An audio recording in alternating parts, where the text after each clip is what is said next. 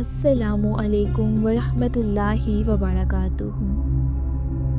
یہ حدیث رسول اللہ صلی اللہ علیہ وآلہ وسلم کا ایک گہرا پیغام لیے ہوئے ہے جو ایمان کی پہچان اور مسلمانوں کی ذمہ داری کو واضح کرتی ہے۔ روایت ہے انس رضی اللہ عنہ سے، فرماتے ہیں کہ فرمایا نبی صلی اللہ علیہ وآلہ وسلم نے، جو ہماری سی نماز پڑھے، ہمارے قبلے کو منہ کرے، ہمارا ذبیحہ کھا لے، تو یہ وہ مسلمان ہے جس پر اللہ اور رسول صلی اللہ علیہ وآلہ وسلم کی ذمہ داری ہے، لہٰذا تم اللہ کا ذمہ نہ توڑو۔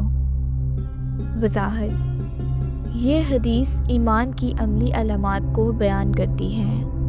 پہلے زمانوں میں صرف کلمہ پڑھنا مومن ہونے کی نشانی تھی، پھر جب نماز اور دیگر احکام نازل ہوئے تو ان پر عمل ایمان کی پہچان قرار پایا۔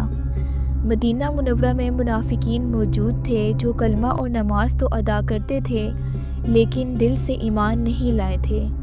اس وقت اللہ اور اس کے رسول صلی اللہ علیہ وآلہ وسلم کی محبت کو ایمان کی علامت قرار دیا گیا۔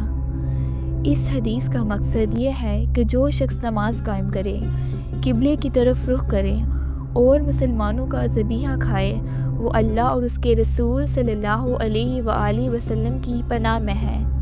اس پر ظلم کرنا یا اسے ستانا نہ صرف ایک مومن کو دکھ دینا ہے بلکہ اللہ اور اس کے رسول صلی اللہ علیہ وآلہ وسلم کے عہد کو توڑنے کے مترادف ہے، یعنی مسلمان کی جان، مال اور عزت اللہ اور اس کے رسول صلی اللہ علیہ وآلہ وسلم کی ذمہ داری میں ہے۔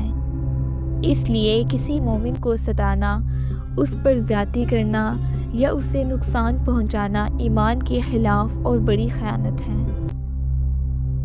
یا اللہ، ہمیں اپنے اور اپنے رسول صلی اللہ علیہ وآلہ وسلم کے عہد کی پاسداری کرنے والوں میں شامل فرما۔ آمین۔